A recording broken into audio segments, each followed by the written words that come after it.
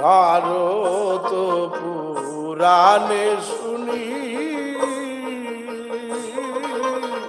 পতিত পাবন নামের ধ্বনি। ভারত পুরাণে শুনি পতিত পাবন নামের ধ্বনি। লালন কইতা সত্য জানি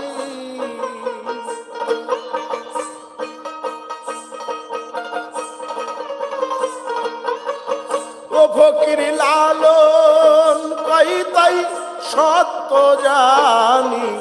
এ অধীনে চরণ দিলে অধীনে চরণ দিলে পেল না দূর অধম বলে দয়াল পেল